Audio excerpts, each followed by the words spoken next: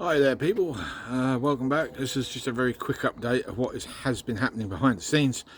I am at the moment looking at a Rover V8 that I have been trying to get running. Now you remember that the valley gasket exploded on me and I was having troubles running. Well, I think I've diagnosed, it was pretty obvious really what was wrong with this in the first place. But anyway, I just wanted to update you that we now have a holly carb that you are now aware of. Probably the wrong type, but we have one all the same.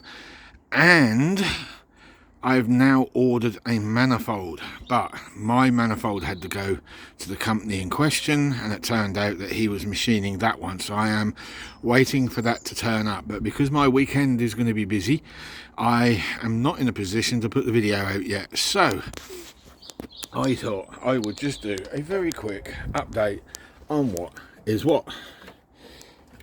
And luckily, from what I can see, we have got no bent rods whatsoever, which I was a bit concerned about. So we're good on that one. I've got another valley gasket in the shed.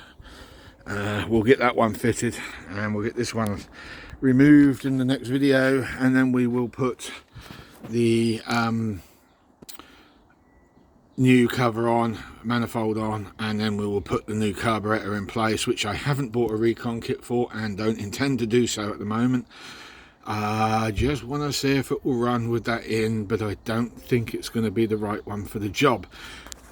I have been doing some research and I think I need a 600 CFM carburetor, and I actually have a 650. I bought it because it was cheap. Those Hollies are not cheap whatsoever. This came off a boat engine, which is ideal, I believe, or so I've been told, for a 4x4, and that's due to the tubes that feed into the see, I don't know nothing about carburetors. I couldn't even tell you what they're called, but I believe it's called barrels.